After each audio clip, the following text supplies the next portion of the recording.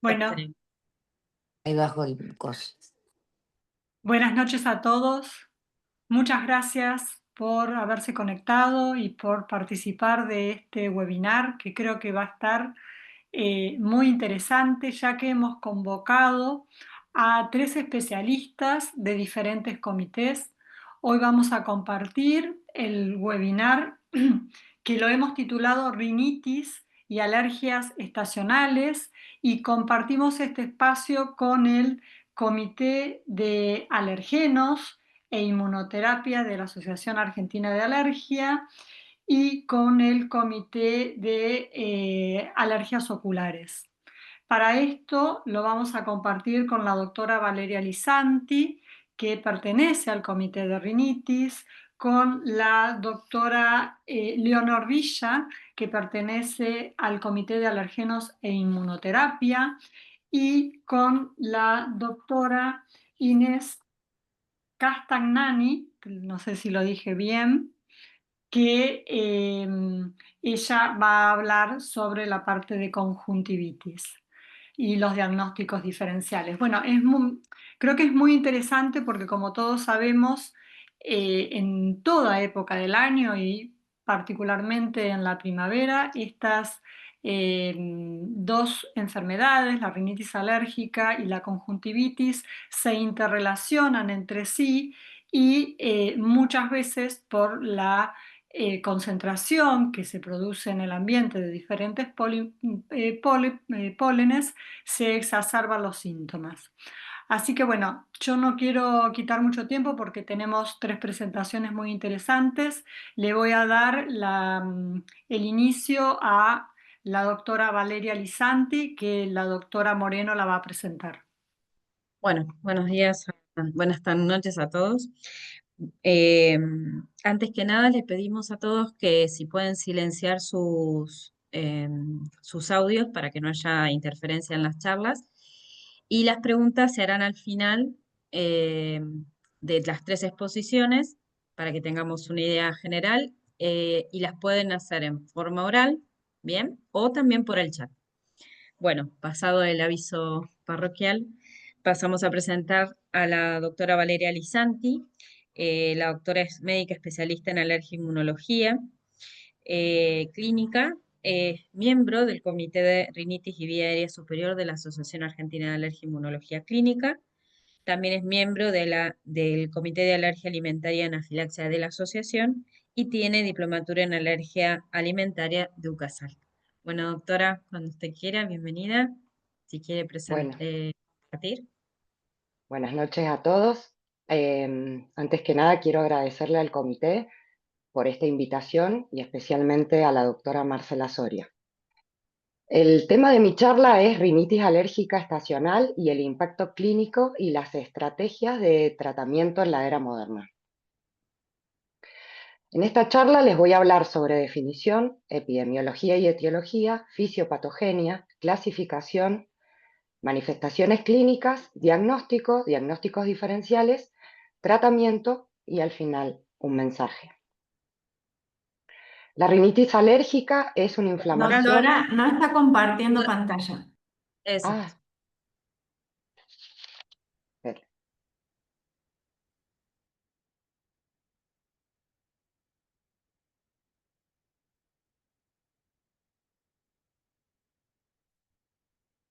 ahí. No aún. No, todavía no.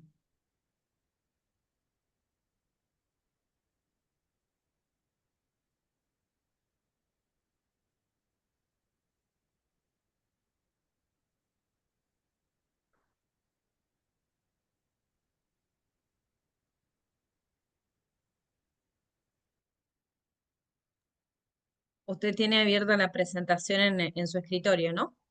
Sí, Bien, en el Zoom apretó compartir y le aparece la presentación suya. no. Ahí sacó la cámara. Lo que tendría que hacer es, si ya lo tiene abierto, cerrar el escritorio, abrir el Zoom, poner compartir y en el compartir seguramente ahí está. A ver ahí. Ahí está, doctora. Está, perfecto.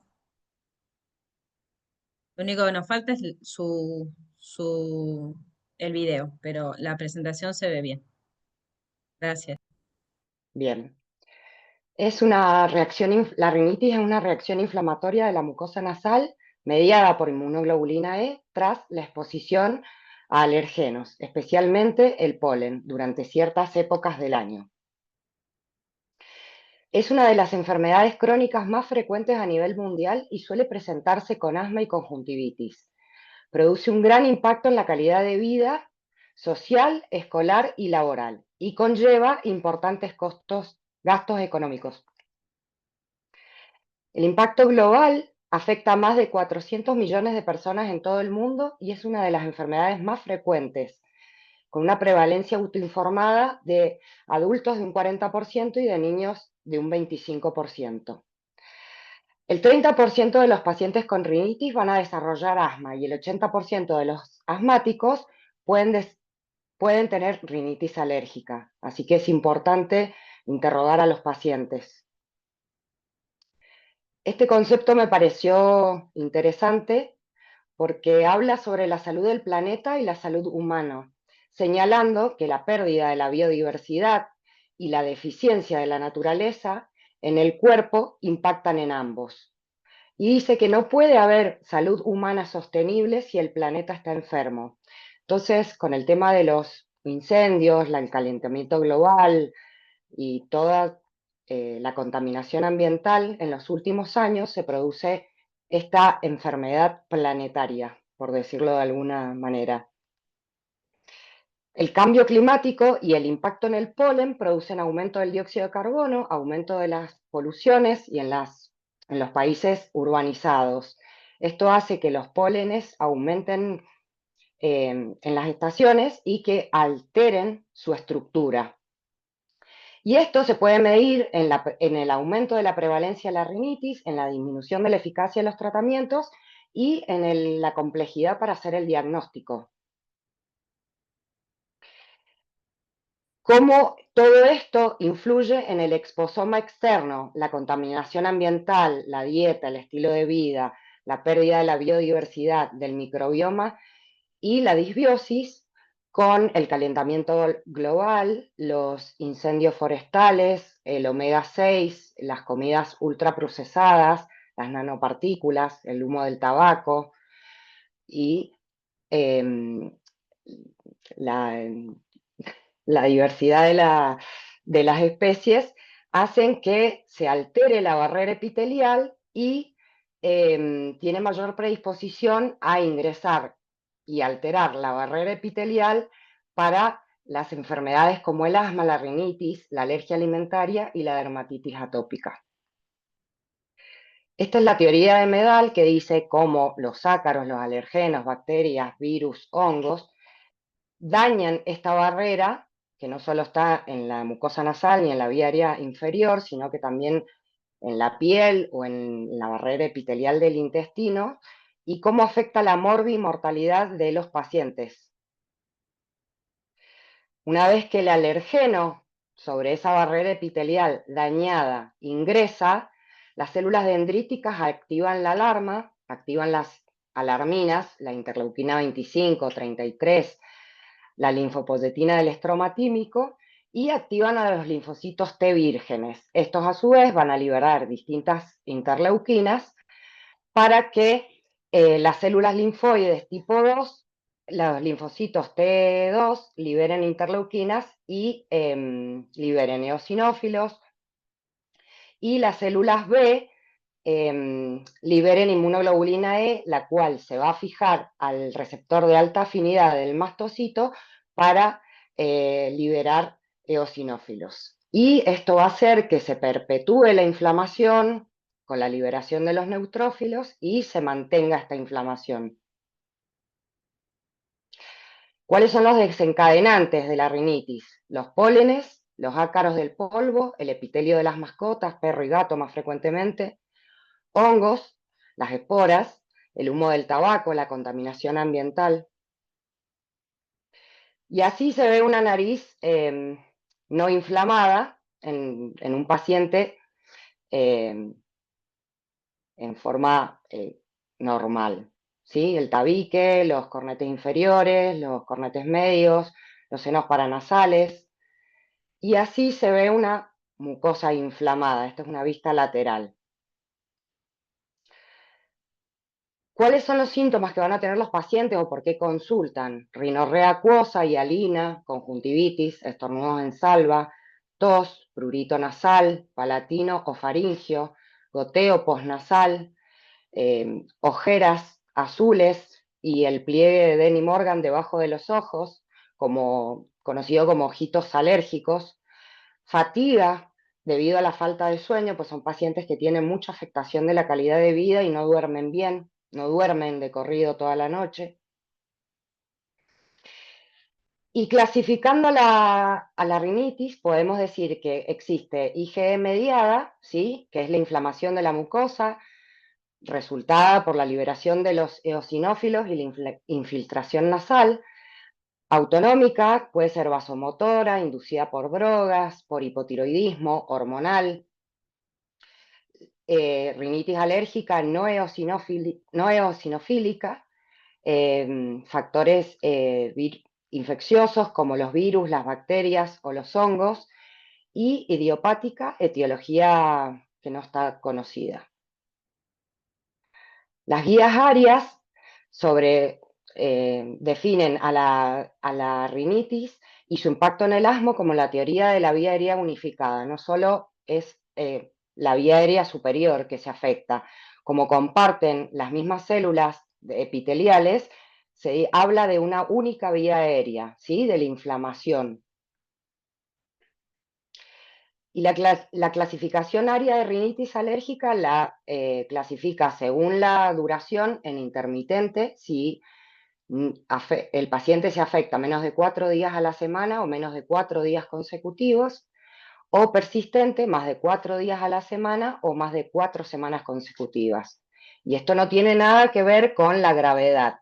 Puede ser leve, cuando no tiene afectación del sueño, no tiene impacto en las actividades cotidianas, en el deporte, en el trabajo, en la escuela, y moderada y severa cuando sí está alterado el sueño, las actividades cotidianas, cuando tienen ausentismo escolar en los niños o problemas, ausentismo laboral. ¿Y cómo podemos hacer diagnóstico? Bien, historia clínica bien detallada, interrogar sobre cuándo empiezan los síntomas, si es perenne o estacional, el examen físico exhaustivo, donde a mí me gusta mirar a los pacientes a la cara y podemos observar, por ejemplo, que tienen rasgos físicos, las pestañas largas, rizadas, el pliegue debajo del ojo, el pliegue en la nariz, del saludo alérgico, de tanto rascarse, ¿sí? La rinoscopía directa, donde podemos con una linterna y mirar la nariz por dentro, la garganta, etc. Solicitar el laboratorio, la IgE total, la IgE específica, hemograma por supuesto, para detectar eosinófilas. Y las pruebas cutáneas es una forma de diagnóstico sencilla, rápida y de bajo costo, que se obtiene el resultado en el momento. También podemos pedir radiografía de senos paranasales para ver cómo está la anatomía y los cornetes, los senos, si hay inflamación, si hay pólipos, y para eso también se puede pedir la tomografía de senos si hay antecedentes de atopía o de poliposis familiar. Y también el diagnóstico molecular para diferenciar sensibilizaciones verdaderas de reacciones cruzadas. ¿Qué diagnósticos diferenciales tenemos que pensar? La rinitis vasomotora, infecciosa, fuga del líquido cefalorraquídeo, la rinitis no alérgica, rinitis química, rinitis del embarazo y inducida por hormonas, inducida por medicamentos, autoinmune, granulomatosa y vasculitis, poliposis nasal, neoplasias nasofaringias y anemia falciforme. Las guías ARIAS de nueva generación dicen que el tratamiento para los pacientes está destinado a controlar la enfermedad y depende de varios aspectos: empoderamiento y preferencias del paciente. Ahí se tiene en cuenta qué es lo que el paciente quiere y respetarlo. Síntomas prominentes, gravedad y multimortalidad. La eficacia y la seguridad del tratamiento. La velocidad de inicio de acción del tratamiento, el tratamiento actual, la respuesta histórica que ha tenido el paciente al tratamiento, el impacto en el sueño y la productividad laboral.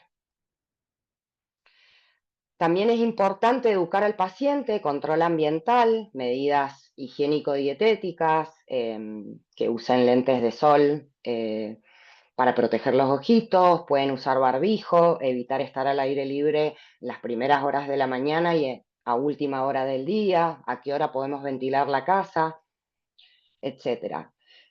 Los antihistamínicos orales de segunda generación se prefieren antes que los primeros porque los de primera generación producen somnolencia, y los de segunda generación se recomienda la desloratadina, la fexofenadina, la cetiricina, etc. Y los corticoides intranasales son el estándar de oro.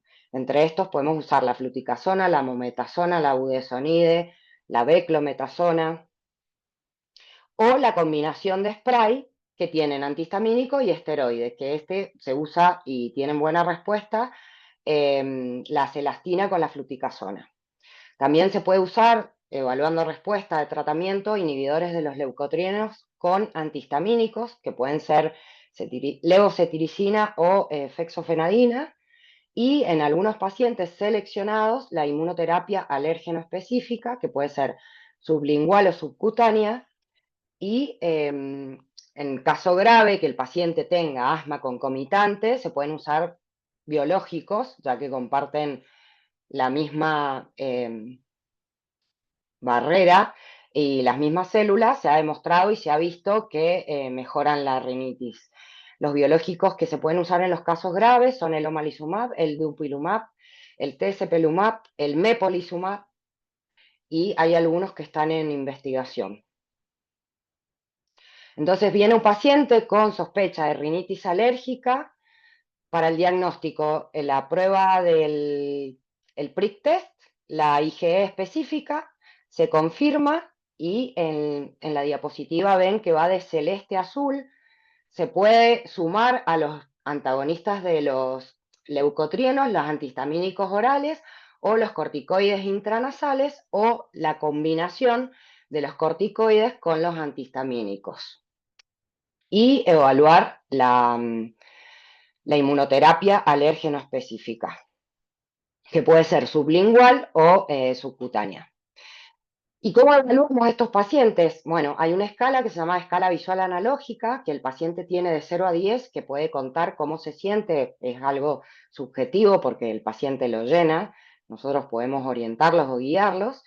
Y bueno, en primera línea, los antihistamínicos orales e intranasales con los inhibidores de los leucotrienos. Esto puede usarse para la rinitis intermitente o para la rinitis persistente. Se reevalúa a las 48 y 72 horas, y si el paciente tiene una escala visual analógica menor a 5, se puede continuar con el tratamiento sintomático o bajarlo. En cambio, si el paciente tiene una escala visual analógica mayor a 5 o 10, se aumenta el corticoide intranasal, se puede agregar el antihistamínico nasal, la celastina, y se evalúa nuevamente a los 7 días. Se puede aumentar el tratamiento o se puede evaluar al paciente sintomático diariamente la escala. Y se recomienda el uso de la inmunoterapia alérgeno específica, que es lo único que nos va a modificar la enfermedad alérgica, el curso natural de la enfermedad. Como mensaje final, me parece importante destacar que es una patología muy frecuente, es la segunda más frecuente en el mundo después de las cardiovasculares. Se relaciona con el asma y la conjuntivitis. Las pruebas cutáneas son el mejor método diagnóstico para confirmar la rinitis alérgica. Los corticoides intranasales son la base del tratamiento, y los antihistamínicos orales pueden combinarse. La inmunoterapia alérgeno específica es un tratamiento inmunomodulador único modificador de la enfermedad. Gracias por su atención.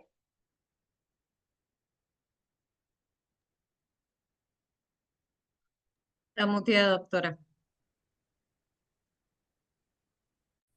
Bueno, les decía que a Valeria, muchas gracias por la presentación muy completa. Nos has dado una visión general de toda la rinitis alérgica, destacando que es una enfermedad de adultos y de niños y que altera profundamente la calidad de vida, porque en los niños altera su actividad escolar, su sueño, su relación, y en los adultos fundamentalmente su actividad laboral y social. Esto que la doctora nos remarcó, que está íntimamente relacionada con el asma. De hecho, siempre le decimos al paciente cuando solamente tiene rinitis es que debemos proteger la vía aérea inferior porque la rinitis alérgica es la antesala del asma. Bueno, vamos a continuar con el webinar. Corresponde a la doctora Leonor Villa del Comité de Alergenos e Inmunoterapia. Ella va a disertar sobre polinosis, la importancia del monitoreo continuo. La doctora Moreno la va a presentar.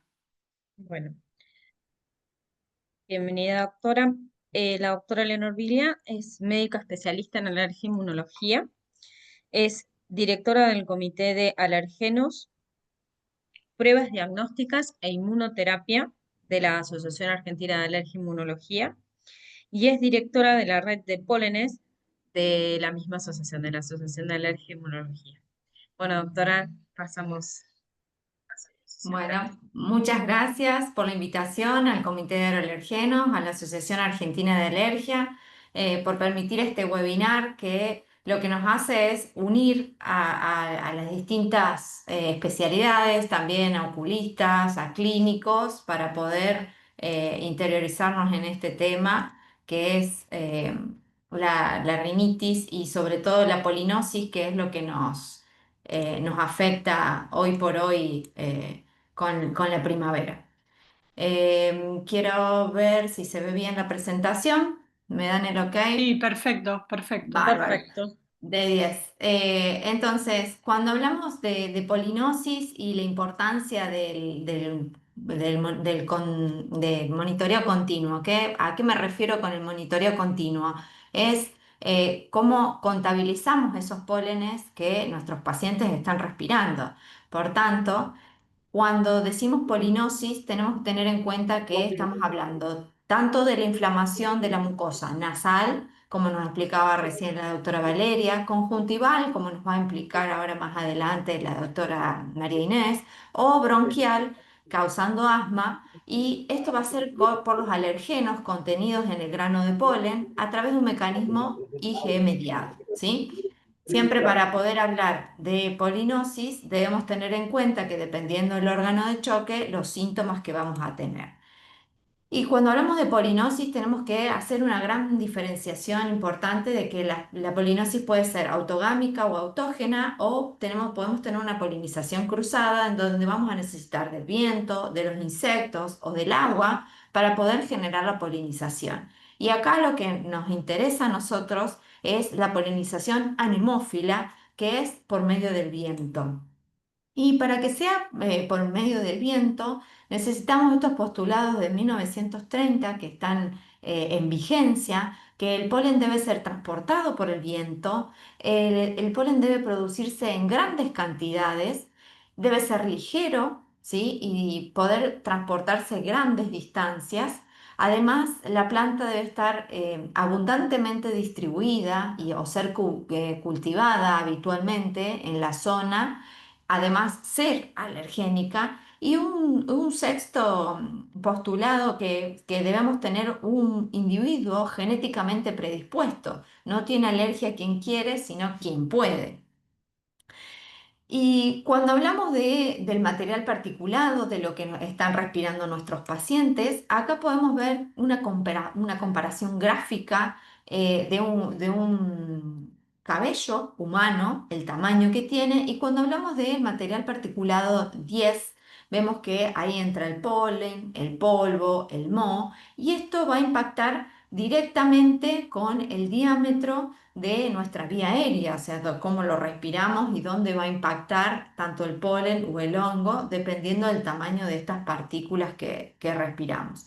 Y cuando hablamos de cómo medimos ese polen lo medimos por captadores que se encuentran a cuatro vientos para poder captar volumétricamente granos por metro cúbico de aire, donde captan pólenes y captan esporas de hongos. Estos son depositados en partículas, en portaobjetos o en cintas que son montadas en un tambor que va girando lentamente a 2 milímetros por hora con una succión de 10 litros por minuto, y eso nos va a dar un conteo diario de lo que está en el ambiente.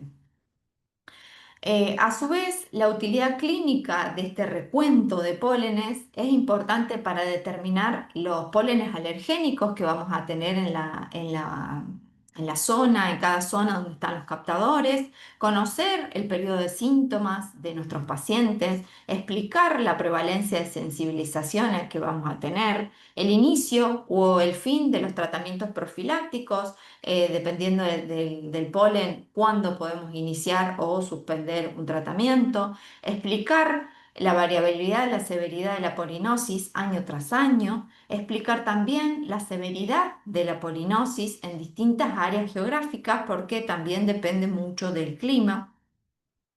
Diferenciar sensibilizaciones clínicas de subclínicas, determinar nuevos pólenes alergénicos, estudios eficaces en cuanto a vacunas alergénicas y fármacos, reducir la dosis de administración de vacunas en nuestros pacientes puramente eh, con polinosis, planificación de viajes de ocio, porque si nuestro paciente tiene una gran alergia a lo que es pólenes y va a viajar en una época, por ejemplo, a Bariloche, cuando hay muchos pólenes de abedul o algo, bueno, le tenemos que dar un plan por escrito de cómo se va a enfrentar, o si lo puede hacer en otra época que sabemos que no va a haber tanto polen. Por ahí sería lo aconsejable saber explicarle en qué momento viajar. Y predicción de la intensidad de la polinosis, que eso también se ve gracias a lo que es los calendarios polínicos. Y cuando hablamos de diferenciar esas sensibilizaciones, el diagnóstico molecular es una herramienta muy útil para poder diferenciar esas sensibilizaciones genuinas de esa reactividad cruzada que se da por los panalergenos que la IgE empieza como a tapar y agarrar todo, ¿sí? Y nos facilita la decisión de indicar una inmunoterapia específica para nuestro paciente. Cuando hablamos de diagnóstico molecular, si bien por ahí parece ciencia ficción todavía, pero lo tenemos que tener en cuenta, es el futuro para poder diferenciar. Podemos ver que los pólenes se encuentran en muchas reacciones cruzadas, con alimentos, con contactantes. Entonces es importante conocer los antígenos mayores y poder tener el diagnóstico molecular al alcance de la mano, así como tenemos el prick test para poder iniciar la inmunoterapia en nuestros pacientes. Recordemos que, como recién decía Valeria, nuestro paciente tiene un exposoma, o sea, tenemos un ambiente completo de nuestro paciente que está expuesto a pólenes de gramíneas, de árboles, malezas, pero también a condiciones climáticas, a contaminantes, a polutantes, a infecciones. Y este polen va a tener partículas alergénicas, proteínas no alergénicas, va a tener lípidos, va a tener un microbioma y va a impactar en esta barrera epitelial que está alterada, generando toda la inflamación que muy bien explicó la doctora recién. Entonces, estos contaminantes pueden ser contaminantes naturales por incendios forestales, por hongos, por volcanes, y los más importantes o los peores, por así decirlo, los contaminantes antropogénicos que son causados por el hombre, por nosotros, que vamos a empeorar este calentamiento global.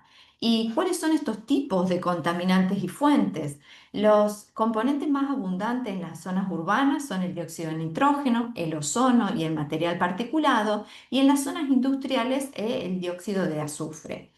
Estas contaminantes ambientales nos van a dar este cambio climático y nos van a generar una alteración muy importante en la polinosis. Va a haber un aumento y una aceleración del crecimiento de las plantas, mayor intensidad de la floración, aumento de la potencia de los alergenos del polen, mayor sensibilidad y exposición a pastos subtropicales, porque ya no hace tanto frío o no están tan diferenciadas las estaciones del año en cuanto a frío, calor, invierno, verano. Y también va a haber una mayor duración de la floración, con un avance en el crecimiento de las plantas y un inicio de las temporadas de polen antes, con temporadas más largas. Entonces, en comparación con el año anterior, tenemos más polen, más alergénicos, más cantidad, más tiempo. O sea, estamos hiperexpuestos a lo que es pólenes. Peor por la contaminación ambiental. Y cuando hablamos de tanto de los polutantes de exteriores, tenemos las fábricas, tenemos los pólenes, y estos pólenes también, cuando están agredidos por estos contaminantes, van a generar mayor concentración de mediadores lipídicos o de antígenos mayores por un estrés oxidativo que sufre el polen. Vamos sumado a la prolongación o a la extensión que vamos a tener en los pólenes y a las condiciones climáticas que con las lluvias se degranula y libera estas partículas, vamos a tener el ataque de asma o las epidemias por asma previo o relación a las tormentas eléctricas con polinosis. Y acá podemos ver un polen de abedul. Cuando no está expuesto al nitrógeno va a generar una cantidad de antígeno mayor relativa, pero cuando la polución del nitrógeno es alta, vemos que el estrés oxidativo que sufre la planta, el polen, va a generar mayor antígeno mayor y vamos a tener mayor sintomatología de nuestros pacientes, mayor síntesis de IgE y mayor diagnóstico de IgE en sangre. A su vez, las partículas de escape diésel pueden generar una alteración en la conformación tridimensional que van a tener los pólenes con el depósito de estas partículas en el polen. A su vez, hubo un polen de abedul también recogido en una zona urbana y de una zona, perdón, en la imagen A en una zona rural y en una imagen B en la zona altamente contaminada, así como la exposición de un grano de polen de plátano nativo, o sea, en una zona en la imagen A, luego de la exposición a 3 horas de escape diésel y en la figura C a la exposición de 6 horas, vemos cómo el cambio conformacional es muy importante tanto estructuralmente como químicamente en cuanto a la concentración de nitrógeno y de carbono. Recordar la epidemia en Melbourne, Australia, por la gran cantidad de ataques de asma que surgieron previo a una tormenta donde hubo mucho viento, fue eléctrica, los granos de polen degranularon y llegaron a haber concentraciones de más de 100 granos por metro cúbico de aire. Hubo gran cantidad de defunciones por la, la polinosis que vimos en este caso. A su vez, la estación, si bien actualmente la red argentina de conteo de pólenes está en stand-by, desde el 2024 no funciona, pero vemos que tenemos distintas zonas, tanto Catamarca, Mendoza, Bariloche, Buenos Aires, Mar del Plata, donde se realizan estos conteos y donde podemos ver las concentraciones anuales que tienen y cómo con un semáforo vemos si la concentración es alta, moderada o muy alta en cuanto a el lugar o el sitio donde se encuentran nuestros pólenes. ¿Qué nos depara para el futuro en esta que es polinosis y conteo de pólenes?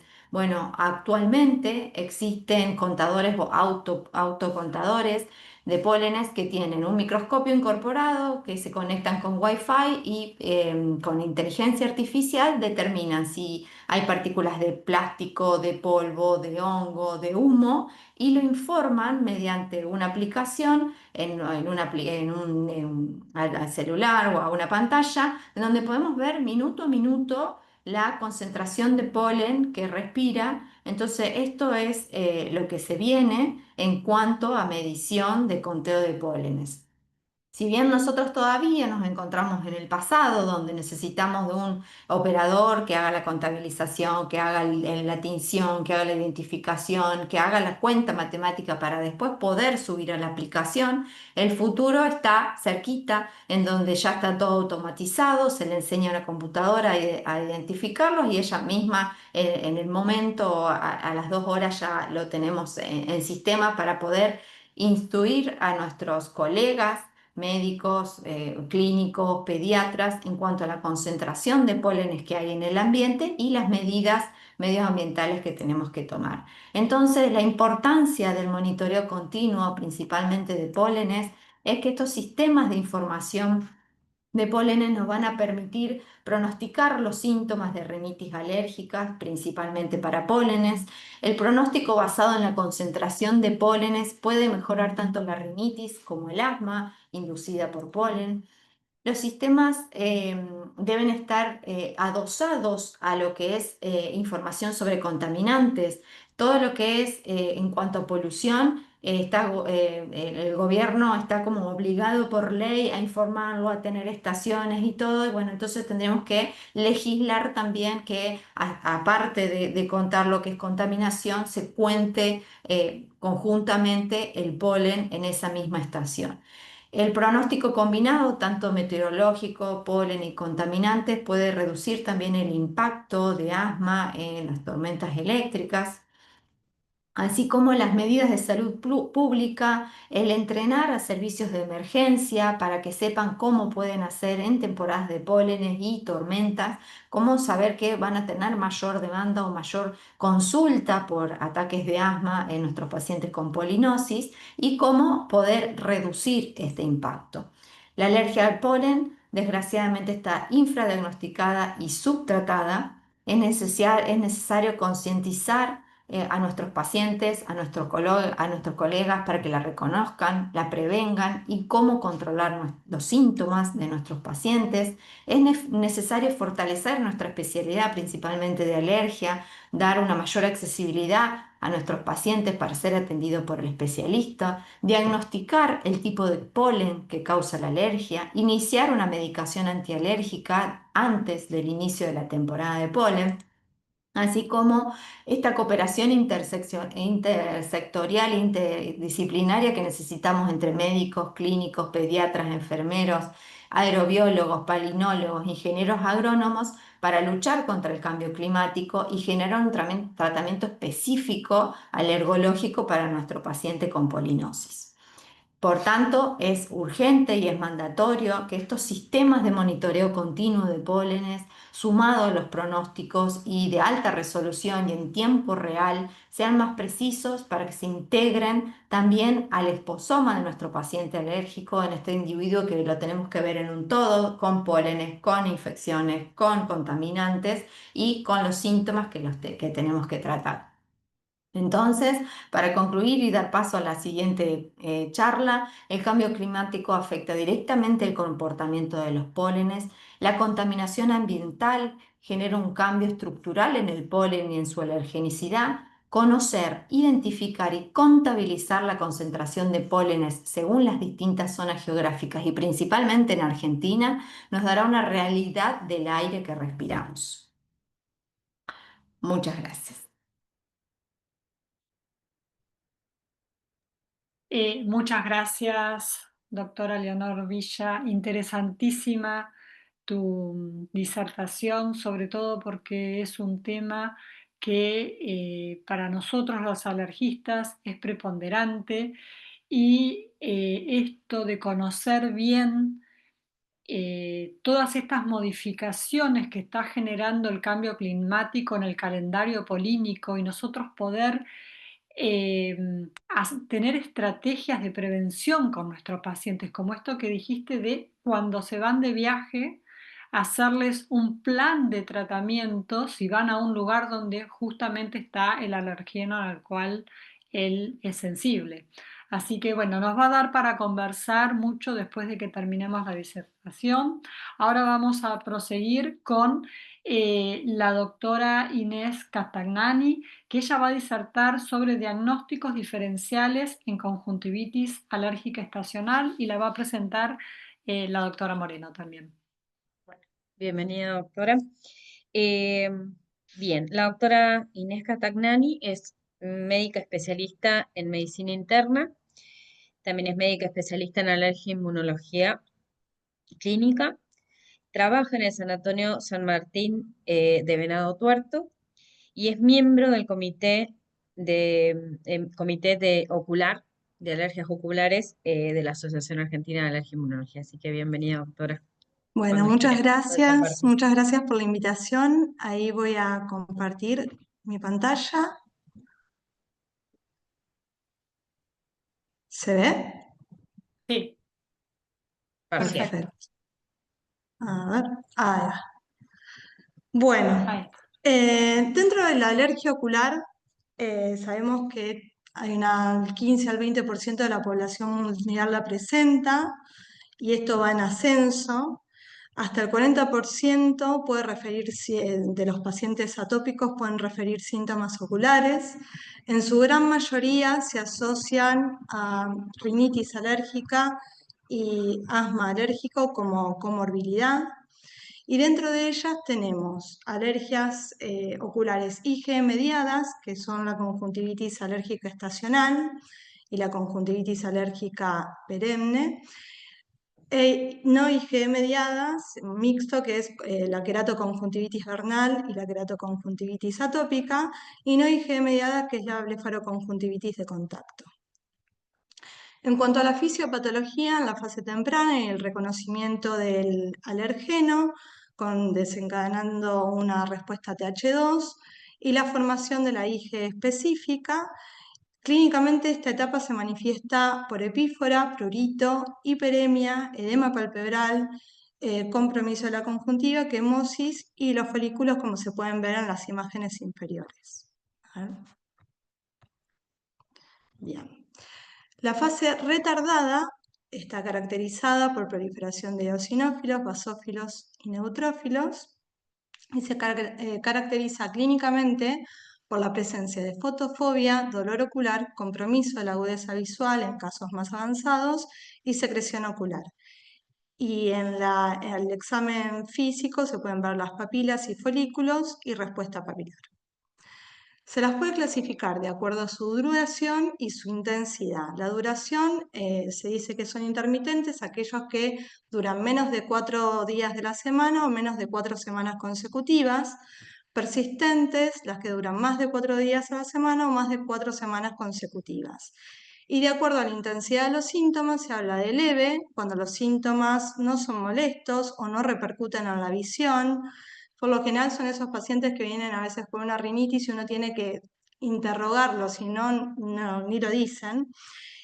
Moderado, cuando presentan alguno de los siguientes síntomas, signos o síntomas molestos, repercusión en la visión, interfieren en las tareas diarias. Y graves, en cuales los signos y síntomas repercuten en la actividad diaria y en la visión. Bueno, para llegar a un diagnóstico nos basamos en los antecedentes del paciente, en las manifestaciones clínicas y en cuanto a los métodos diagnósticos, el dosaje de IgE total, la IgE en lágrima, que es un método muy sensible y específico, o sea que tiene un alto valor predictivo negativo, la citología lagrimal cuando se consigue hacer, el prick test, el RAST y bueno, ahora también tenemos el diagnóstico molecular. Esto es un poco lo que hablábamos antes. Vamos a arrancar por lo que es la conjuntivitis alérgica estacional, que tiene la característica de ser intermitente, predomina en primavera, El alergeno involucrado son los pólenes, ¿sí? Suele asociarse a la rinitis alérgica del asma, es IgE mediada, se manifiesta de inicio en la infancia, pero puede aparecer también en el adulto joven, y a diferencia de la conjuntivitis alérgica perenne, la perenne es persistente, y los alergenos desencadenantes son ácaros, caspa animal y otros alergenos perennes. Son altamente pruriginosas, bilaterales, esto es importante para diagnosticar de otras afecciones oculares, comprometen la conjuntiva por hiperemia, epífora, quemosis, como se ve en la imagen superior. El párpado puede estar edematizado, pero en forma leve o incluso a veces ausente. En la imagen inferior podemos ver la manifestación de quemosis, que suele aparecer en estadios avanzados. En esos mismos estadios avanzados se puede manifestar una fotofobia leve con un consecuente compromiso visual leve también y ardor, pero no comprometen córnea, que es lo que me lo diferencia de la queratoconjuntivitis.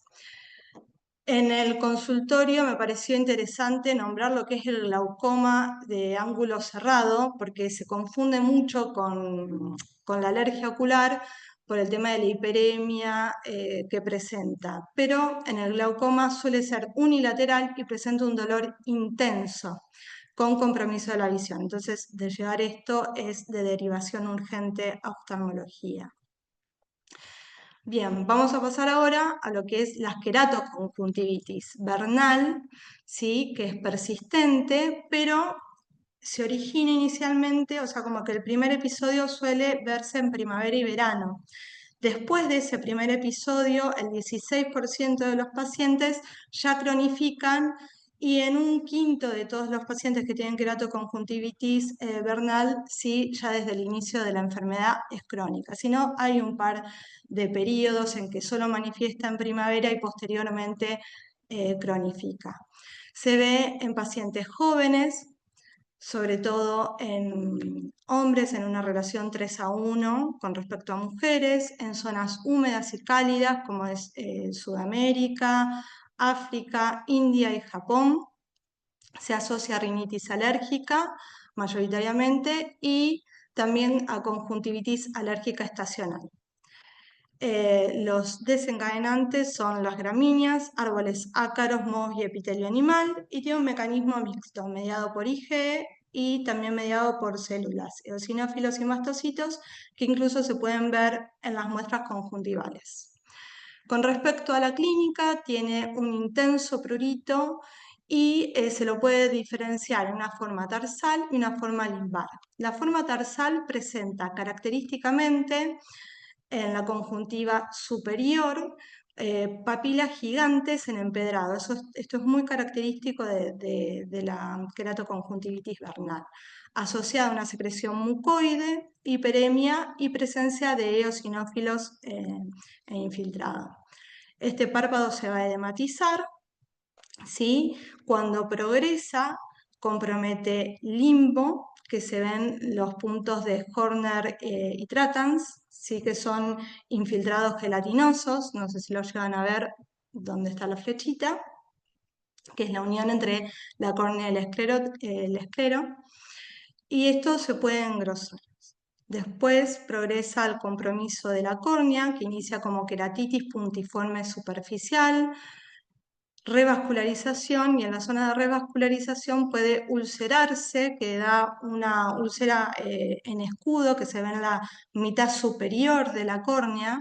Estas úlceras pueden sobreinfectarse y esto es una urgencia oftalmológica. Por ende es importante determinar cuáles son los síntomas que me están avisando de que puede haber un compromiso corneal. Cuando el paciente refiere fotofobia, cuando refiere dolor o compromiso visual, es de derivación urgente a oftalmo, como para que me vea con lámpara de hendidura y podamos definir si hay compromiso de la córnea o no.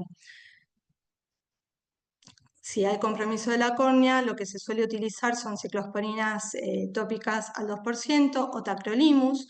Las úlceras, de ser estériles, el oftalmólogo lo que hace es debridamiento de la misma, colocar un lente oclusivo que incluso a veces se hace sutura de los párpados y antibiótico. Y en las úlceras infectadas, bueno, es tratamiento quirúrgico. No se recomienda usar corticoides sin haber evaluado previamente que no haya úlceras, y de usarlo tiene que ser monitorizado y en cursos cortos. Y ahora, cuando estamos hablando de los estadios iniciales de la queratoconjuntivitis vernal, sí podemos usar estabilizadores de los mastocitos que tengan una acción dual, como la olopatadina, celastina, epinastina y el ketotifeno. La queratoconjuntivitis atópica, la diferencia que tiene es que es persistente, bueno, eso es igual, pero manifiesta con exacerbaciones, pero no va en relación a lo que son, o sea, no está precedida por una conjuntivitis alérgica estacional, sino que se ve más en pacientes con dermatitis atópica, ¿sí? De hecho, el 20 al 70% de los pacientes con dermatitis atópica presenta asociada una queratoconjuntivitis alérgica. Se ve desde la infancia, pero teniendo un pico etario entre los 30 y 50 años, más frecuente en el sexo masculino que en femenino, en una relación a 2:1. Está desencadenado por alergenos perennes y también tiene una fisiopatología mediada por IG y celular. En cuanto a la clínica, tiene un intenso prurito que en forma constante, y a diferencia de la queratoconjuntivitis vernal, las papilas gigantes en empedrado se ven en el fornix inferior, ¿sí? En la cronicidad esto puede derivar en ojo seco, pero al principio de la enfermedad hay una hiperemia constante con ardor y epífora y secreción mucosa clara. En la imagen superior podemos ver el compromiso del párpado, que se ve hiperpigmentación, que es bastante característico, se dice como ojo en mapache. Puede aparecer tosis, blefaritis anterior y posterior. Se ve engrosados, en la imagen inferior pueden ver un estadio muy avanzado con engrosamiento de los párpados, liquenificación, márgenes irregulares y eczema. Progresa el compromiso de la córnea con vascularización, cicatrización, cataratas subcapsulares anteriores. También puede presentar en menor medida los puntos de tratas, fotofobia con afectación corneal y de la visión. Y el eczema periorbital en su asociación con dermatitis atópica.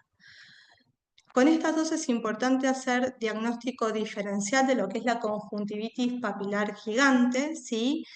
Que es, si bien hay una reacción inmune, sí o sí necesitamos el mecanismo del trauma para que se produzca. Se ven pacientes que usan lentes de contacto, sobre todo los lentes de contacto blandas, que lo que hacen es traumatizar la conjuntiva y aumentar la exposición con los alergenos del ambiente. También se pueden ver en pacientes con implantes oculares o suturas oculares que quedaron expuestas. Los usuarios de los lentes de contactos con antecedentes de atopía son pacientes que suelen presentar estos cuadros. Si bien suele verse más allá de los 10 meses de exposición continua, hay casos en que tras las 3 semanas de exposición pueden aparecer. Se caracterizan por prurito y sensación de cuerpo extraño y se ven en el párpado superior las papilas gigantes. Se clasifica en 4 etapas. Una primera etapa en que solamente presenta secreción y prurito leve al retirarse el lente de contacto. Una segunda etapa en la que hay aumento de la secreción y prurito y visión borrosa. Y ya hay presencia de las papilas tarsales superiores. Una tercera etapa en la que aumenta la secreción y el prurito y las papilas ya se vuelven abundantes, mayores a 1 milímetro. Y en el lente se puede ver en el borde que hay alteraciones, engrosamiento, que es por el depósito de proteínas de la lágrima. Y ya en la cuarta etapa hay intolerancia al contacto con el lente.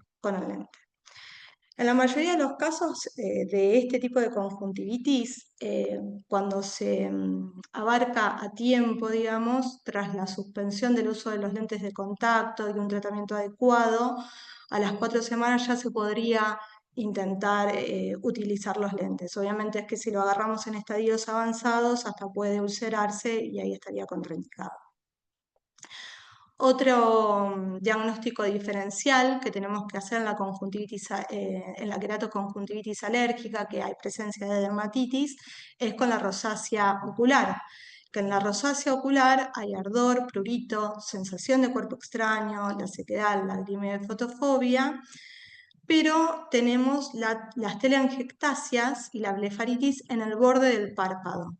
En la mayoría de los pacientes, pero no siempre, también puede haber presencia simultánea de pápulas, acné, enrojecimiento facial y telangiectasias en las alas de la nariz y mejillas.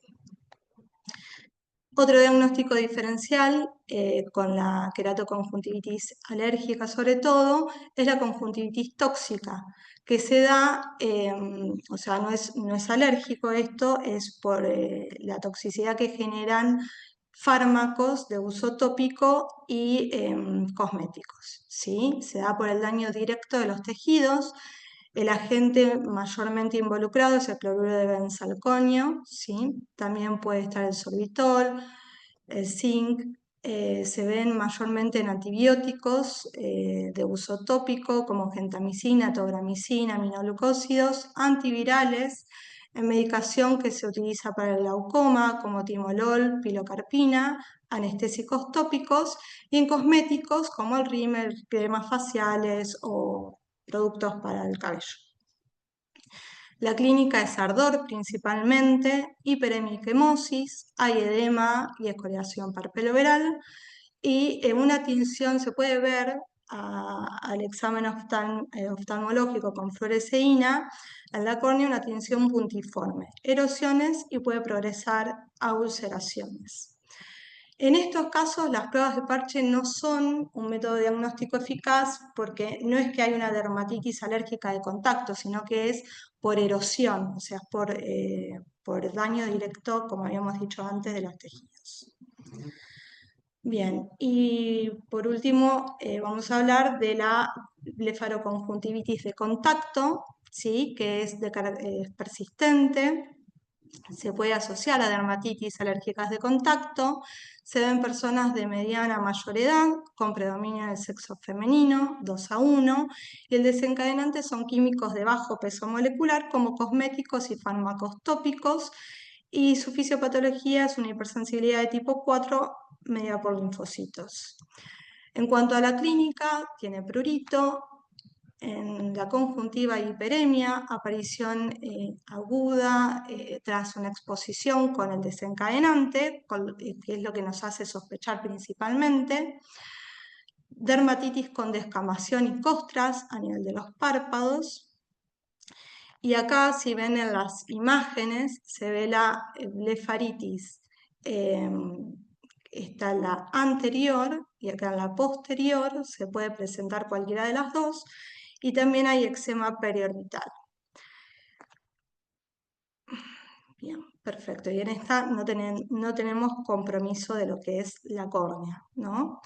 Y el diagnóstico diferencial hay que hacerlo con otro tipo de blefaritis que son más bien de orden infeccioso. Se pueden diferenciar lo que es la blefaritis posterior o anterior, ¿sí? Que se ven alteración de las glándulas de meibomio y se pueden asociar con lo que es afecciones cutáneas inflamatorias como la rosácea, la dermatitis seborreica, el uso de retinoides o quimioterápicos. Y en la anterior se suele dar por proliferación de las bacterias a nivel del párpado, como Staphylococcus aureus y coagulasa negativo, y el Demodex en el 30% de los casos. Los síntomas de la blefaritis es la sensación de cuerpo extraño, sensación arenosa o ardor. En los casos avanzados puede asociarse con fotofobia y se ven, como veíamos antes, esa imagen en Rosario, ¿sí? En los bordes palpebrales se vuelven rosados, se ve el material adherido a las pestañas y la inyección conjuntival que es difusa. Bueno, y acá un breve resumen de cómo encararíamos lo que son el tratamiento de las conjuntivitis alérgicas, ¿sí? Como cualquier enfermedad alérgica que tiene un mecanismo IgE y hay un desencadenante, un alergeno, la inmunoterapia está indicada siempre y cuando hayamos calmado primero los síntomas, ¿sí? Y bueno, el uso de lo que es los estabilizadores de mastocitos principalmente. Como habíamos dicho antes, en las queratoconjuntivitis, de acuerdo al estadio en el que se encuentren, deberíamos de usar otro tipo de inmunomoduladores. En cuanto a los cuidados generales, evitar los desencadenantes no específicos como lo que es viento, calor, agua salada, la luz solar, siempre que sea posible el uso de lentes, ¿sí? Evitar los alérgenos conocidos en la medida que se pueda, no frotarse los ojos, porque eso aumenta la degranulación de mastocitos y consigo los síntomas. El uso de lágrimas artificiales, ¿sí? Especialmente en los pacientes que desarrollan ojo seco posteriormente al uso de antihistamínicos y compresas frías. Bueno, muchas gracias. Bueno, muchas gracias, María Inés, excelente. Tu presentación nos has dado una visión general muy completa y muy práctica de todas las conjuntivitis, queratoconjuntivitis alérgicas y sus diagnósticos diferenciales. Así que creo que hemos tenido tres disertaciones súper completas y que vamos a dar ahora el espacio abierto para las preguntas, ¿sí? Que las pueden hacer, como dijo la doctora Moreno, ya sea, bueno, preguntando de manera directa, abriendo el micrófono o a través de el chat que tenemos. Así que las felicito a las tres, le agradezco muchísimo estas presentaciones y bueno, abrimos a las preguntas. A ver si hay alguien que quiere preguntar. Bueno, yo voy a romper un poquito el hielo y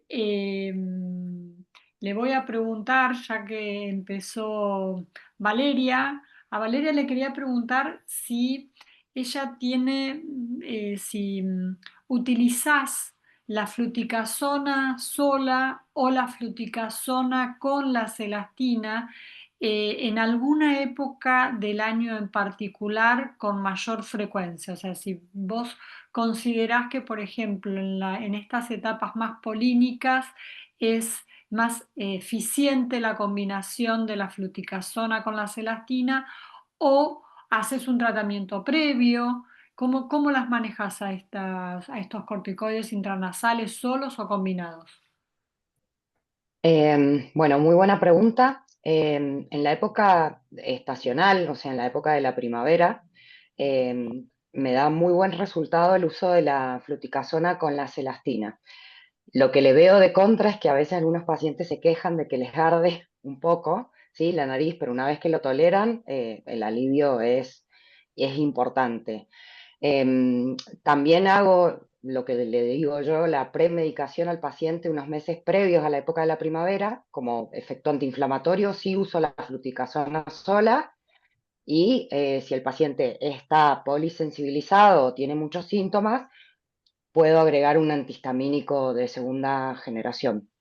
Pero la combinación la uso específicamente en las épocas de temporada de primavera o a veces el otoño, cuando el paciente tiene más síntomas.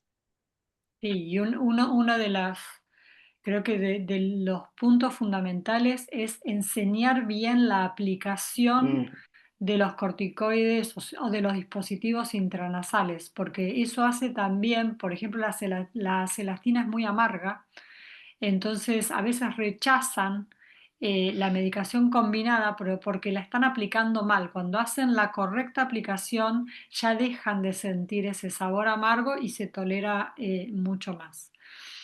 Acá hay Sí, una ¿Alguna yo tengo un pregunta. spray, un yo tengo un comentario? spray en el consultorio y lo hago y explico, me lo hago yo, eh, Claro. para evitar malos entendidos o reforzar, sí, las técnicas de los corticoides intranasales. Hay Bien. una pregunta del chat. Dos, dos. Una pregunta, supongo que para la doctora Lisanti, creo que las dos, es, ¿la triamcinolona nasal es más fuerte en su efecto? ¿Se absorbe más? Esa es una de las preguntas. Y la otra es, en cuanto al lavado nasal, ¿recomienda mejor la solución salina al 0,9% con solución hipertónica? Bien. Igual pueden coger Eh, cualquiera. sí. La triamcinolona se usa una vez al día, yo la uso a veces cuando el paciente tiene muchos síntomas de conjuntivitis alérgica, que está demostrado que mejora mucho los síntomas de la conjuntivitis. Y con respecto a los lavajes, sí, la solución salina hipertónica. Y preferentemente antes del uso del spray nasal. O sea, se levantan, se lavan la cara, se hacen el lavaje y luego hacen la aplicación del corticoide tópico. Sí, totalmente de acuerdo. Las soluciones nasales, sobre todo en los pacientes que tienen una rinitis y después desarrollan una poliposis nasal, es indispensable que sí o sí hagan un lavaje previo con solución hipertónica como para que tenga una buena penetración y absorción el corticoide tópico. Claro. Y la fluticasona, la triamcinolona nasal, que es un poco más difícil de conseguir a veces, realmente tiene una potencia muy, muy efectiva. Bien, continuamos. Bueno, podemos Acá tengo otra pregunta. Acá tengo otra pregunta. ¿La inmunoterapia es solo cuando se ha utilizado todos los fármacos disponibles? No, la inmunoterapia depende si tenés un paciente con una IgE total elevada, tenés una prueba cutánea positiva, está monosensibilizado o está polisensibilizado y fracasan los tratamientos locales, bueno, se puede indicar inmunoterapia también para prevenir la marcha tópica, ¿sí? O sea, el paciente que tiene rinitis alérgica muy probablemente, como lo dije en las diapositivas, va a desarrollar asma.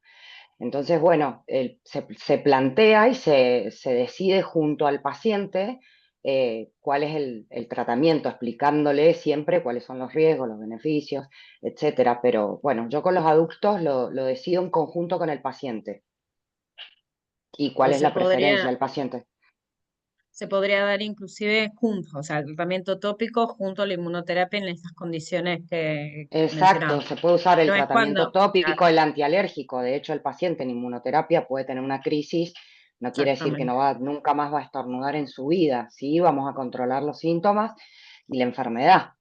¿Sí? Y siempre está bueno Claro. enseñarles a que sepan usar eh, la medicación de emergencia, o sea, cuándo usar el spray. Por ejemplo, acá en Mendoza hay un viento que se llama viento sonda, que es un viento caliente que tiene mucha tierra. Y bueno, a los asmáticos háganse el puff y a los alérgicos, bueno, tener el spray a mano, no salgas de la casa, o si vas a salir, tener ciertos cuidados y enseñarle a ellos cómo pueden manejar las crisis. Bien. Acá tenemos dos preguntas que es, si bien no es específica de lo que es rinitis o conjuntivitis, es más específica de lo que es inmunoterapia, pero bueno, podemos contestarla. Preguntan, ¿el embarazo es una contraindicación relativa para la inmunoterapia? Si ya se inició, ¿puede continuarlo? Y preguntan si la inmunoterapia puede curar la alergia. No sé Bueno, si alguien quiere. Podemos lo contestarla. podemos No es. contestar todos. Yo puedo No sé. contestar que en mi experiencia, si la paciente está en tratamiento y se queda embarazada, no se sube dosis y se mantiene la Bien, misma dosis. Igual perfecto. también yo hago que decida el obstetra. En ese caso, manda él. Así que si el obstetra da el ok, se sigue. Si la paciente está embarazada de 10 semanas y le voy a indicar la inmunoterapia, y no se le indico. Hago tratamiento local, siempre supervisando con el obstetra, que es el que para mí manda. Y la inmunoterapia no cura la alergia, mejora los síntomas y cambia el curso de la enfermedad. La Perfecto. rinitis es una enfermedad crónica, ¿sí? Entonces tenemos que controlar los síntomas. O sea, la Como alergia no vimos se recién, es cura. multi. Sí, la No, alergia no se cura, se controla, modificamos la enfermedad con la inmunoterapia, pero me parece muy importante esto que decís, Valeria, trabajar en conjunto con el obstetra, siempre y cuando nosotros o sea, hayamos charlado y le hayamos contado al obstetra lo que significa esta herramienta tan valiosa que tenemos de la inmunoterapia específica en el paciente adecuado. Porque hay exacto. muchos obstetras, yo justamente la semana pasada tuve uno, que nada, una paciente con una rinitis eh, perenne, con sin muchísima sintomatología, andaba muy bien con inmunoterapia, quedó embarazada y el obstetra le dijo que la suspendiera porque tenía miedo de algún riesgo para el bebé. Y bueno, nada, me vino a ver después de 3 meses de embarazo y se la discontinué porque ya habíamos tenido un periodo de 3 meses de no aplicarse la inmunoterapia. Así que es muy importante que los otros especialistas estén informados sobre la inmunoterapia bien hecha, bien indicada y bien hecha. Sí, e inclusive me parece que la continuidad también es importante por esta Ujú. cuestión. Si la paciente pierde continuidad y hay un gap muy importante, ahí ya uno podría volver para atrás, pero nunca más para adelante. Entonces, Claro, lo ideal sería que la paciente fuera constante. sí. Acá ¿Puedo hay hacer una un pregunta. comentario? Sí, ¿cómo no? Sí, ¿Cómo estás, Fabián? ¿Cómo les va? Buenas ¿Bien? noches, bien. Primero, felicitaciones a las tres. Estuvieron bárbaras. Ujú. Solamente un comentario principalmente, bueno, por el uso de diagnóstico por componentes, que va a venir para quedarse y que me parece que nos va a hacer crecer muchísimo como alergistas. Eso está logrando la monosensibilización, por ejemplo, uno puede llegar a hacer profilaxis con inmunoterapia específica, si bien no tenemos la estandarización que quisiéramos tener, pero no es menor. Por ejemplo, nosotros que estamos haciendo, estamos viendo mucha artemisia. Leonor, que vos tenés mucho más conocimiento que yo de este pastito bendito, pero lo que sucede con esto es que recordar que cuando nosotros hacemos un diagnóstico y vemos que es artemisia y no ponemos, por ejemplo, pólenes totales, ¿qué logramos? Si nosotros no, logramos neutralizar la artemisia y agregamos los otros, lo que hacemos es sensibilizarnos frente a los otros pólenes que nosotros no estamos positivos. Eso, por ejemplo, es un gran avance de este diagnóstico por componentes. Y uno, en este momento, yo, por ejemplo, estoy exigiendo al laboratorio que me haga el antígeno específico. Y la verdad que lo están haciendo y lo están haciendo bastante bien. Lo hago como comentario porque en estas tres patologías, la rinoconjuntivitis alérgica, nosotros tenemos que tratar de, como dijo la doctora, de sensibilizar al paciente para lograr la tolerancia inmunológica. No los vamos a curar, pero el curso de la enfermedad lo vamos a cambiar sí o sí, y tenemos que disminuir el impacto de eso en asma.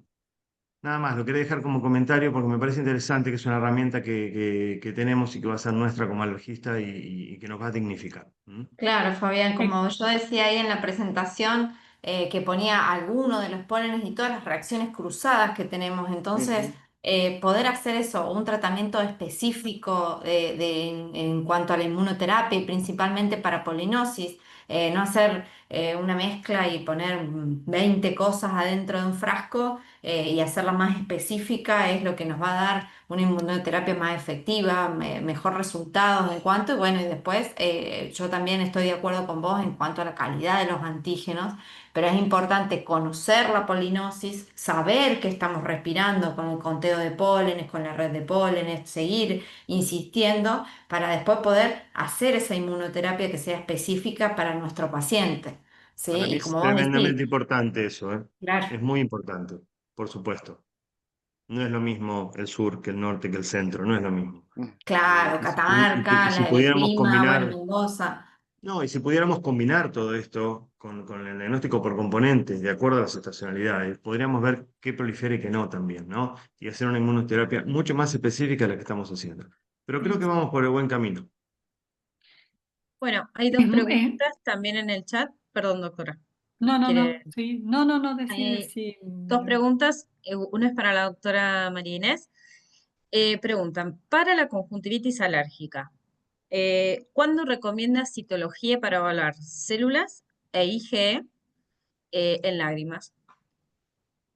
Y yo le Bueno, gracias. agregaría, María Inés, le agregaría esa pregunta, ¿qué medidas previas tenemos que tomar nosotros como profesionales para que se haga una buena toma, ¿no? En el laboratorio de medir después IgE o sinófilos en lágrimas? Si tiene que suspender las gotas que venía utilizando o no. Un poco Bien. correlacionado como cuando pedimos eosinófilos y tener en cuenta todo lo que el paciente venía consumiendo los días previos. Sí, de hecho, como en su gran mayoría se asocia a rinitis, esos pacientes por lo general vienen utilizando corticoides nasales y eso me disminuye la posibilidad de rescatar tanto eosinófilos como IgE en la lágrima, ¿no?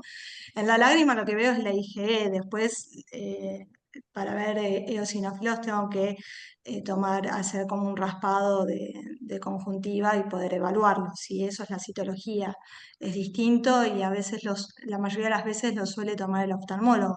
Pero como preparación, suspender un mínimo de 3 días, antihistamínicos, montelukast o corticoides nasales si es que se están usando para que sea fidedigno, digamos, el resultado que obtenemos. Y en cuanto a cuándo solicitamos inmunoglobulina E en la lágrima, y cuando sospecho una conjuntivitis alérgica, lo ideal sería hacerlo. Eh, a veces la realidad es que el paciente, si está eh, muy avanzado y ya tiene ojo seco, es difícil recuperar esa lágrima. ¿Sí? Y ahí nos tenemos que basar mucho en la sospecha clínica, pero yo cuando insisto mucho, sobre todo en aquellos pacientes en los que sospecho que no es alergia, ¿no? Como tiene un alto valor predictivo negativo, entonces si me hace ruido de que vaya a ser alergia, aunque venga derivado incluso a veces por oftalmo, pensando en que es alergia, una IgE negativa en lágrima me aleja muchísimo de ese diagnóstico y me abre las puertas a pensar a otra cosa distinta. Y sí o sí, pretendería encontrar lo que es el recuento celular en los pacientes en los que yo sospecho una queratoconjuntivitis, o sea, aquellos que tienen ardor, compromiso en la visión, edema palpebral, en los que voy a estar sospechando una queratoconjuntivitis, entonces ahí ver si hay un infiltrado celular me acerca al diagnóstico y por ende el tratamiento que tengo que utilizar. Bien. ¿Qué valor de corte utilizan para IgE ocular en lágrima? En valor de corte es el 10%, si no me El 10, equivoco. sí, sí, es el Sí, 10, es el 10, sí. 10%, sí, sí, 10%. sí, sí, Mm, exactamente, sí, sí. sí. Bien. Y Bueno, la otra pregunta. Ay, perdón. Yo te hago un comentario, Marinés, en La Plata, que yo sí. suelo pedir IgE y eosinófilos, se lo hace el laboratorio, tanto la Ah, mira. celularidad como la IgE le hacen en lágrimas, o sea que me estás dando un dato, no, no le hacen nada, lo Mm. hacen llorar al paciente con un método, hay 2 o 3 laboratorios que lo hacen y a partir de eso me informan el valor del IgE y los eosinófilos. No, no, no, no es fácil conseguir que lo hagan. A mí me han Bien. venido pacientes acá que me dicen que los mandan que hasta que lloren y No, eh, no, no. Acá en La Plata hay uf, 2 o 3 lugares de grandes los centros de largan. oftalmología y se los hacen. Sí, sí. Está buenísimo. Bien. Acá hay otra pregunta respecto también a inmunoterapia. Preguntan en cuánto, o sea, cuántos alergenos se pueden colocar en una inmunoterapia en un paciente polisensibilizado, imagino. y si es factible hacer a todos los alergenos a los cuales sensibilizado. Eso interpreto en la pregunta. No sé quién le gustaría responder. ¿Querés Bueno, responder yo, vos, Milagros, o cualquiera de No, los no, no. disertantes? Pero Milagros, si querés responder vos esa pregunta, la No, charlamos no, no, no, los siempre disertantes. en Sí, sí, sí. No, no, no, no, por favor, los disertantes. Y hay otra pregunta también para Emana Inés, que es, en caso de conjuntivitis alérgica severa, en pacientes atópicos moderados, ¿hay reporte de su experiencia con biológicos? Bueno, respecto a lo de la bien, inmunoterapia, los si alergenos se querés, hace a lo que respondo así rápido, eh, a los que el paciente es sensible y están relacionados, o sea, es sensible, ya sea en RAS o en prick test, y que a su vez esté también relacionado con la clínica del clínica. paciente, porque a veces puede ser que un paciente tenga muchísimos, o muchísima sensibilidad, también a ver el grado de sensibilidad y el grado de roncha, por ejemplo, en un prick test que tenga el paciente, eh, porque hay algunos que por ahí pueden dar dudosos, entonces ahí hay que relacionar sensibilidad del paciente con la clínica que tenga el paciente y en base a eso poner a hacer la inmunoterapia. Puede pasar que el paciente tenga alergia a ácaros y tenga alergia a pólenes, los mismos hay que tener en cuenta que hay cosas y alérgenos que no pueden almacenarse en el caso de que se introduzca, por ejemplo, vacuna sublingual o vacuna inyectable, en donde requiere de un almacenamiento por mucho tiempo. No se puede haber una combinación dentro de esos mismos flacos, en ese mismo frasco. Pero bueno, eso es aparte. Vamos a la pregunta de la conjuntivitis alérgica. O Valeria, ¿vos querías decir algo? Perdón. no, agregar a lo que vos decís que a todos no se recomienda hacer porque el que mucho abarca poco aprieta, así que se Exactamente. seleccionan los que dan positivos en el PRIC, y que se relacionan también con la época del año que el paciente tiene síntomas y qué tratamientos ha hecho previos, etcétera. Y Exacto. tener en cuenta que no se degraden, por ejemplo, los hongos con los pólenes, entonces eso es lo que vos decías que no se podían mezclar en las preparaciones, eso tener en cuenta. Exacto. Perfecto. Perdón, hola, buenas noches, ¿cómo les va? Hola, Buenas. Su. ¿Cómo andan? Bueno, felicitaciones a las tres disertantes y también a las coordinadoras, realmente un webinar espectacular, muy actual y muy con conceptos muy modernos y muy actuales, ¿no? Con respecto a la cantidad de alergenos que deben estar incluidos en un frasco de inmunoterapia, en general la Organización Mundial de Alergia dice que no pueden ser más de dos y también en esa combinación de dos que sean alergenos que no vayan a degradar a uno al otro. O sea que hay que ser muy cuidadosos porque si bien el paciente puede estar polisensibilizado, tenemos que tener en cuenta el alergeno que tiene mayor relación con los síntomas y elegir aquel que tenga mayor relación y que tenga mayor pápula y eritema, y entonces ser muy cuidadosa en la elección y siempre no poner más de dos aeroalergenos en un frasco, porque se degradan y hay una alteración de las proteínas. Así que eso es muy importante, aunque el paciente sea un polisensibilizado, ¿no? Aunque la prueba de pre-test tenga muchos positivos, tenemos que tratar de ser muy cautos en cuanto a la elección, porque de eso va a ser el éxito de la inmunoterapia.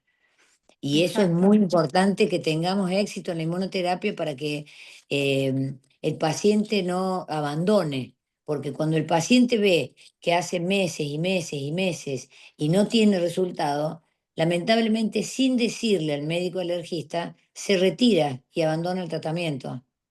Entonces, posiblemente la causa de esa falta de respuesta a la inmunoterapia sea porque estamos poniendo demasiados aeroalergenos en un frasco y entre ellos la combinación no sea la adecuada y puede haber una degradación de las proteínas. Entonces, bueno, ese era el aporte nomás que quería comentarles. Excelente, Susana, gracias. gracias por el aporte. Bien. Repito una pregunta que quedó, que me parece que para la doctora Inés, es, en el caso de conjuntivitis alérgica severa, en paciente atópico moderado, ¿hay reportes o experiencia con biológicos? Y también Bueno, estaría bueno sí. sumar, nosotros te sumamos Dale, a no. tu pregunta. Respecto a los biológicos, ¿hay alguno que tenga alguna afectación en la conjuntiva? Creo que Bueno, le suma la perfecto. doctora. Arranco por la primera. En realidad, los reportes que hay sobre el uso de biológicos con conjuntivitis es en contexto de rinitis y asma, ¿sí? O sea, no solo por conjuntivitis. Y sobre todo hay en aquellos pacientes que tienen queratoconjuntivitis vernal, se hizo una observación en particular, pero no hay todavía estudios de peso que generen una indicación y hoy, al menos en nuestro país, no es una indicación el uso de biológicos para conjuntivitis alérgica así solita, ¿sí? Sí, en el contexto obviamente de una rinitis refractaria o una asma severa que tiene indicación de o un omalizumab u otro biológico, se usa. Y con respecto a los biológicos que pueden dar algún tipo de conjuntivitis alérgica, está reportado con el dupilumab, ¿sí? Pero bueno, sobre todo la queratoconjuntivitis atópica, que como hablábamos antes, casi el 70% de los pacientes con dermatitis atópica ya tienen al momento del diagnóstico una queratoconjuntivitis atópica.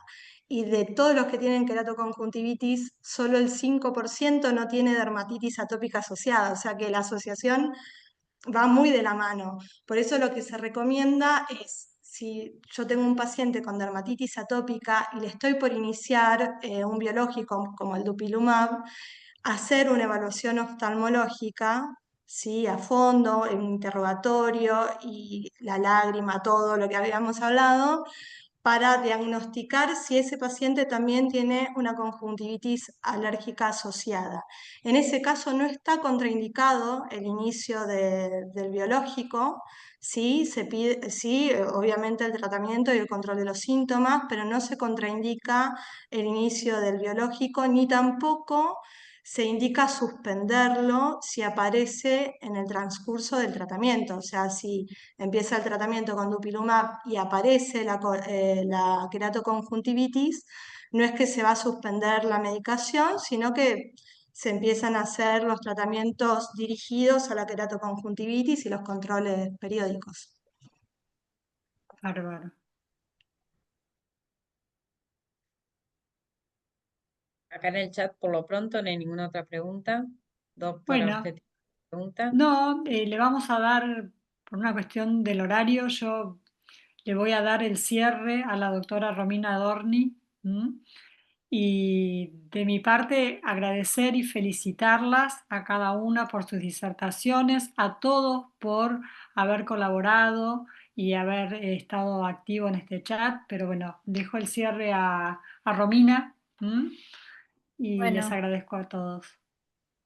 quiero agradecerles sinceramente por su tiempo a cada una de las exposiciones, a las disertantes, por la exposición que fueron excelentes, y a cada uno de los oyentes, ¿sí?